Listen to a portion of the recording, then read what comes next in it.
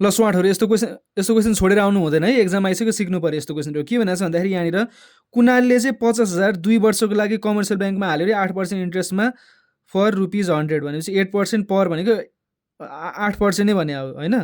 अब रेट भनेको 8% दिएको छ, टाइम कति वर्षको लागि 2 वर्षको लागि, प्रिन्सिपल कति हुन्छ त 5 लाख हुन्छ होइन। यसको इन्ट्रेस्टहरू निकालिहालौँ होइन। P into T into R by 100 त गर्न परिहाल्यो। किन हल्ल्यायो क्यामेरा? 5 लाख इन्टु कति हुन्छ 2 इन्टु 8 होइन 100 कति हुन्छ यो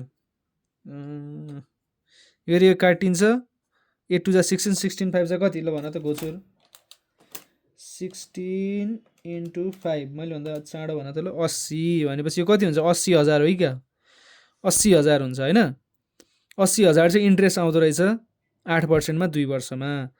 अब what was the person of the rate of interest 8% भइहाल्यो। How much interest does Kunal get in 2 years भनेपछि 80,000 भइहाल्यो।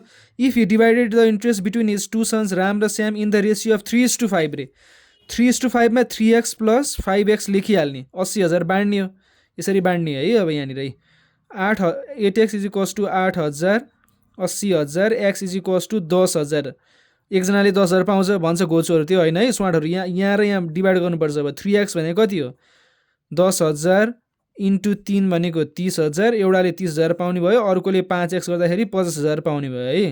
यस्तो क्वेसन छोडेर आउनु है ड्याङ गर्नुपर्छ है 30,000 50,000 यसरी मिलाउनु पर्यो स्वाटहरू। ल गर यस्तो क्वेसनहरू कहाँ देख्छ सब गरिहाल क्वेसनहरू।